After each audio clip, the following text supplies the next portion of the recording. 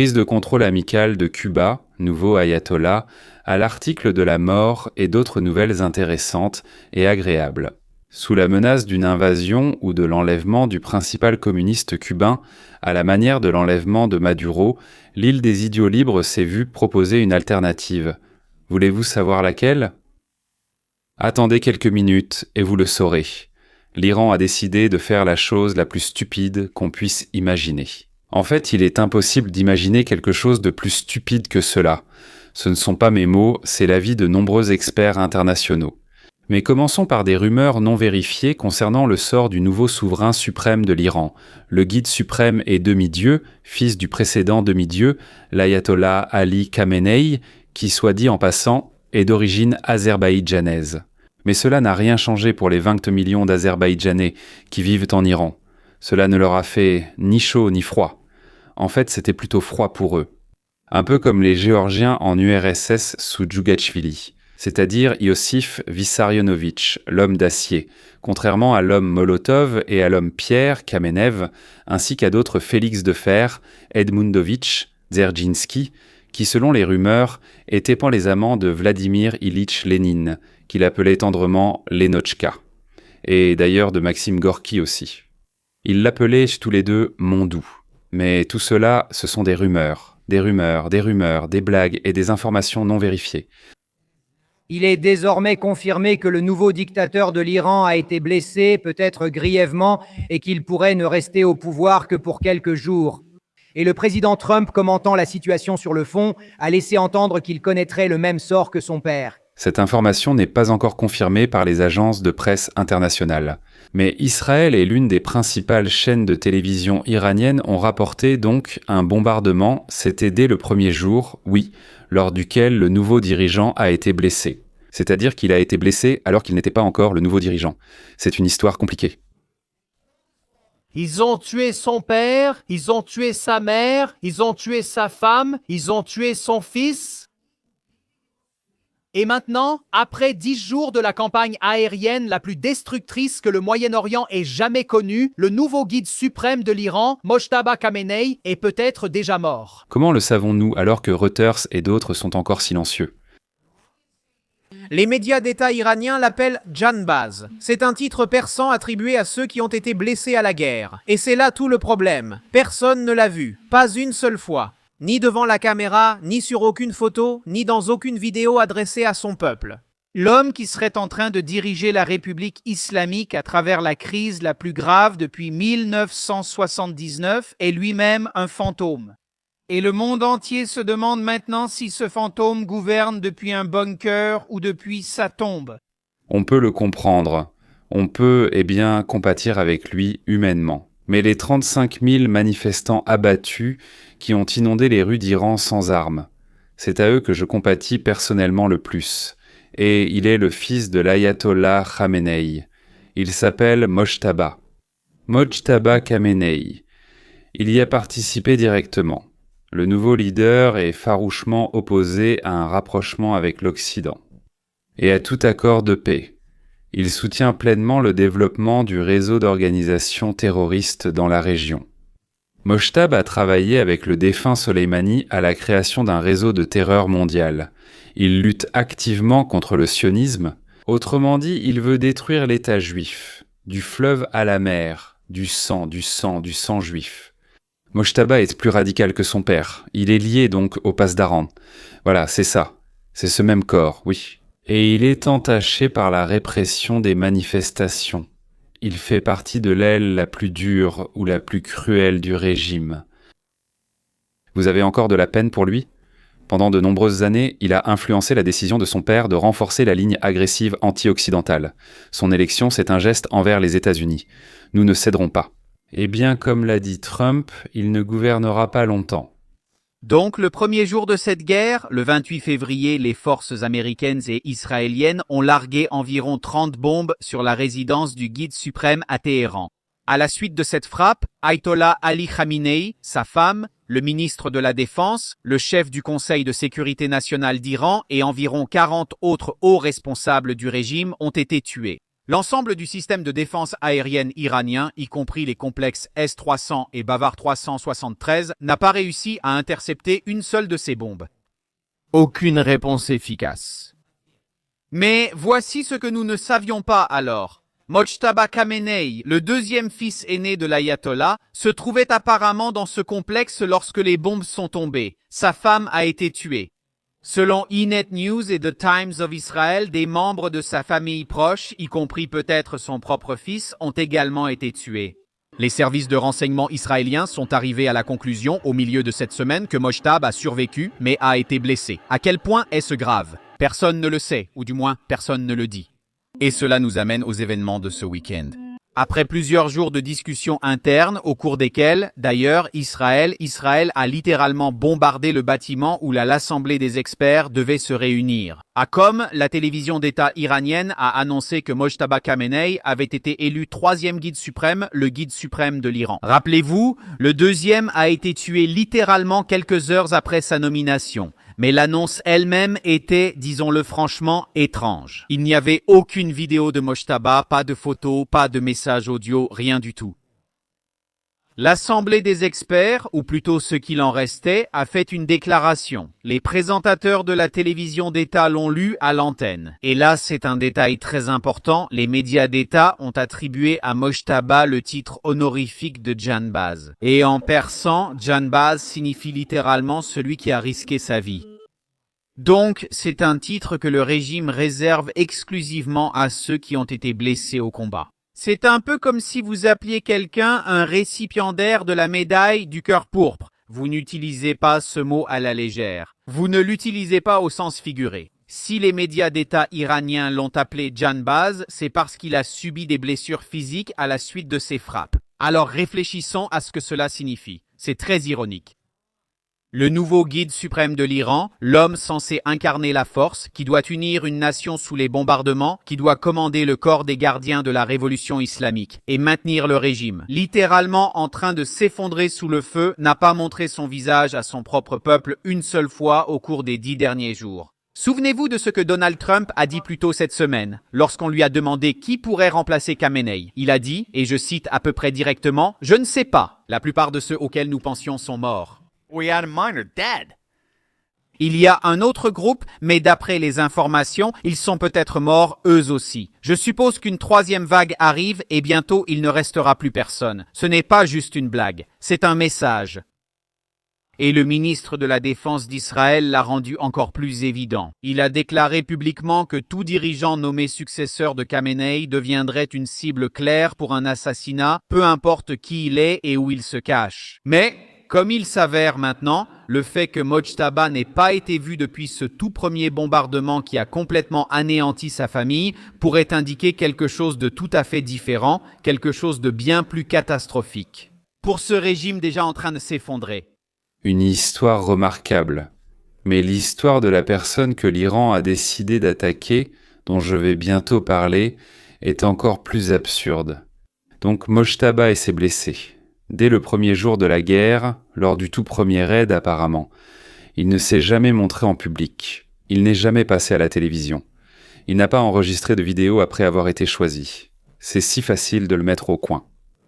Enregistrer une vidéo avec un iPhone américain bien sûr, même si nous détestons l'Amérique, nous utilisons quand même des iPhones américains.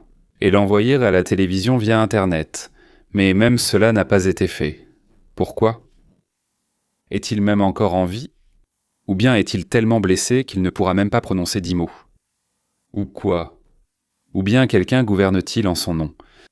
Une seule personne ou un groupe? Mais en se couvrant, mais en utilisant son nom, sa légitimité, pour avoir une base pour donner des ordres. Et aussi pour éviter d'être tués eux-mêmes. Israël l'a déjà prouvé. Ils peuvent atteindre n'importe qui, n'importe où à Téhéran. Ils ont tué Khamenei père dans sa résidence. Ils ont tué le futur chef d'état-major, le nouveau guide suprême.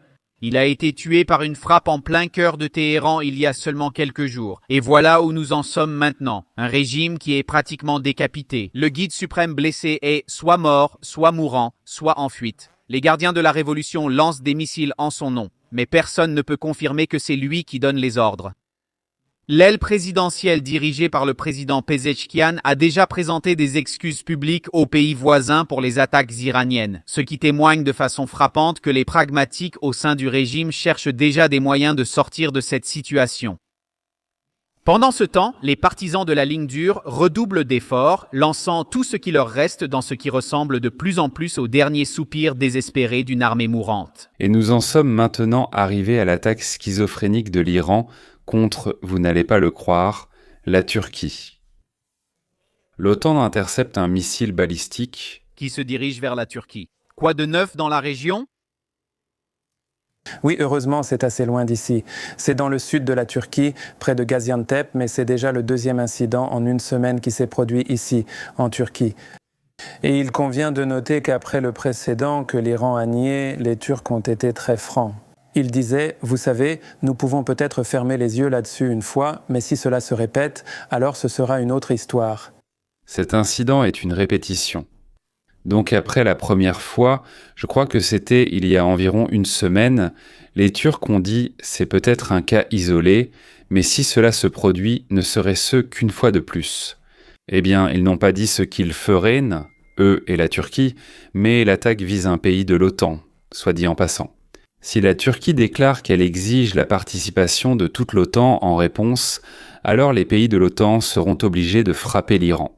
Quelles pourraient être les raisons de cette frappe? De nombreuses hypothèses ont été avancées, mais aucune d'entre elles ne semble même rationnelle. Sauf peut-être en Iran où règne désordre et confusion, la main gauche ignorant les actes de la droite. Ou bien celui qui a lancé ces deux missiles, eh bien nous ne savons pas si cela venait d'une seule unité ou de différentes. Donc celui qui a lancé cela veut que la guerre se termine rapidement et que le régime tombe. C'est pourquoi il ou ils, oui, sachant que les missiles seraient abattus, ont essayé d'impliquer tous les pays et toutes les régions dans cette lutte contre l'Iran. Donc personnellement, je pense que les missiles vers la Turquie, eh bien là, Bahreïn, les Émirats, tout cela, ce sont plutôt des tentatives de faire face au régime des ayatollahs, en transformant le conflit d'Israël et des États-Unis contre les obscurantistes iraniens en un conflit de tous les voisins contre un régime oppressif, agressif et sanguinaire. On l'appelle le régime des ayatollahs, oui.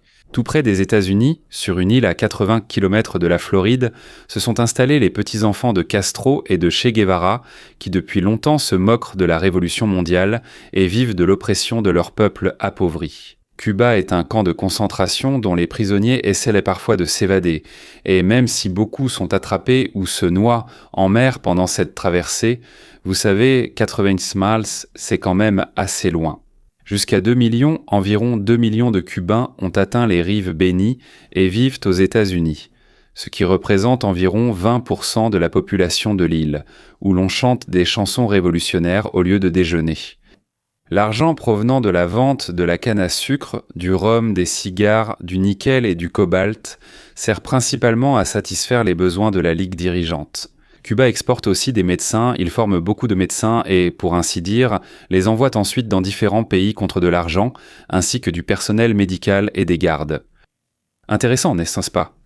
L'administration Trump prépare un accord économique potentiel avec Cuba qui pourrait marquer un tournant radical dans les relations entre les États-Unis et Cuba, selon un rapport de Francesca Chambers de USA Today.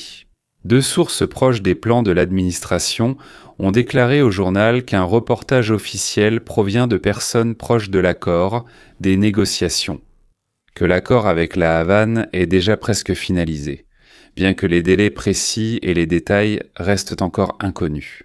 L'accord pourrait inclure un assouplissement des restrictions sur les voyages des Américains vers la capitale cubaine, ainsi qu'un élargissement de la coopération économique entre les deux pays. L'accord envisagé représente un tournant inattendu dans la stratégie des États-Unis envers l'île communiste. De plus, les États-Unis ont capturé le dirigeant vénézuélien Nicolás Maduro et ont cessé les livraisons de pétrole du Venezuela vers Cuba. Beaucoup d'analystes pensaient que Washington pourrait accroître la pression sur la Havane afin de provoquer un changement de régime. Au lieu de cela, les responsables semblent étudier une stratégie basée sur le levier économique et des concessions lors des négociations. Selon le rapport, la discussion sur un accord potentiel incluait un partenariat économique dans les domaines des ports, du développement énergétique et du tourisme. Les États-Unis envisagent aussi de lever partiellement certaines sanctions contre Cuba dans un accord plus large. Un autre élément à l'étude est une issue politique pour la direction cubaine. Il est rapporté que les négociations ont abordé des scénarios permettant au président cubain, Miguel Díaz-Canel, et aux membres de la famille Castro de rester sur l'île pendant la période de transition vers des liens économiques plus étroits avec les États-Unis. L'accord pourrait également assouplir les restrictions sur les voyages des Américains à La Havane, des changements que la Maison-Blanche peut introduire sans l'approbation du Congrès. De telles mesures pourraient relancer le tourisme et les investissements dans l'économie cubaine en difficulté, ainsi qu'élargir les opportunités commerciales pour les entreprises américaines. Le président Donald Trump a publiquement laissé entendre ces derniers jours que les négociations se poursuivent. S'adressant aux dirigeants d'Amérique latine lors du sommet bouclier de l'Amérique samedi, Trump a suggéré que les difficultés économiques de Cuba avaient rendu son gouvernement plus disposé à négocier. « Cuba est au bord du gouffre », a-t-il déclaré. « Ils n'ont pas d'argent et ils n'ont pas de pétrole. Il n'y a plus de pétrole. » Il a également confirmé que le secrétaire d'État Marco Rubio mène des discussions avec des responsables cubains. Ils veulent tellement conclure un accord, a déclaré Trump, ajoutant qu'à son avis, un accord pourrait être conclu très rapidement. La Maison-Blanche a refusé d'en dire plus sur les négociations et a renvoyé les journalistes aux déclarations publiques du président. Un éventuel accord constituerait une nouvelle étape importante dans la longue et complexe histoire des relations entre les États-Unis et Cuba. Pendant la présidence de Barack Obama, l'Amérique s'est orientée vers une normalisation des relations avec La Havane. Obama a assoupli les restrictions sur les voyages, le commerce et a rétabli les liens diplomatiques. Mais Trump, lors de son premier mandat, a annulé ces mesures en imposant des restrictions plus strictes sur les voyages et les activités commerciales avec l'île. Cependant, des sources proches de l'administration ont déclaré à USA Today que la stratégie actuelle de Trump diffère considérablement de l'approche antérieure d'Obama. Ils affirment qu'aujourd'hui, Trump dispose de beaucoup plus de leviers d'influence après les récentes actions des États-Unis au Venezuela, ainsi que dans le cadre d'une campagne plus large de Washington visant à rétablir son influence dans l'hémisphère occidental. L'administration a également intensifié la pression sur les responsables cubains ces derniers jours, y compris en avertissant que les États-Unis pourraient chercher à engager des poursuites contre des membres du gouvernement cubain, comme cela a été fait avec Maduro. Les coulisses des négociations semblent évoluer à travers une série de contacts diplomatiques discrets.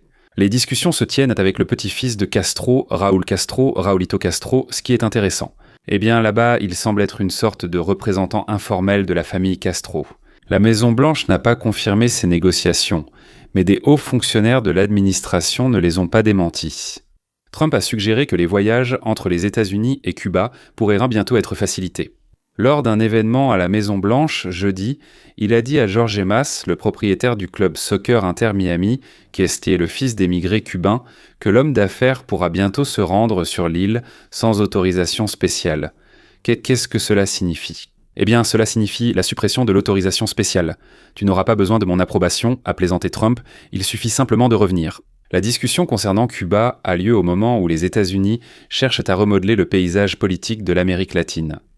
Trump présente la situation à Cuba comme faisant partie d'une transformation plus large après les bouleversements politiques au Venezuela. À mesure que nous atteindrons une transformation historique au Venezuela, nous attendons également avec impatience les grands changements qui viendront bientôt à Cuba, a déclaré Trump. Il a également déclaré aux dirigeants de la région que plusieurs d'entre eux l'avaient en temps privé exhorté à s'occuper de la situation sur l'île. 4 d'entre vous ont dit, en fait, « Pourriez-vous nous rendre service et vous occuper de Cuba ?» a déclaré Trump. Malgré l'optimisme affiché par l'administration, eh bien je dirais ceci. Je remettrai en question à quel point les deux parties sont proches de conclure un accord. Les analystes notent qu'il reste d'importantes questions non résolues, notamment quelles concessions l'Amérique pourrait exiger en échange d'un assouplissement des sanctions ou d'un élargissement de la coopération économique. Donald Trump a également laissé entendre que d'autres priorités de politique étrangère pourraient retarder l'annonce finale de cette affaire.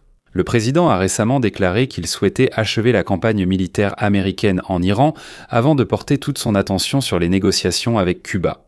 Néanmoins, Donald Trump s'est dit confiant que l'accord pourrait être conclu rapidement dès que les négociations avanceront. Notre attention, a-t-il déclaré, est actuellement concentrée sur l'Iran. Peut-être que Marco prendra une heure de pause et conclura un accord à Cuba. Une heure de pause. Si l'accord est définitivement conclu, il pourrait devenir l'un des changements les plus significatifs dans les relations entre les États-Unis et Cuba depuis des décennies. Et potentiellement reconstruire toutes nos relations avec nos camarades cubains. Que nous allons doucement, tout doucement, ensuite, selon l'accord, pousser hors de l'île. Ainsi, en même temps, il y a un rapprochement des pays latino-américains dans la lutte commune contre le trafic de drogue, contre les trafiquants de drogue.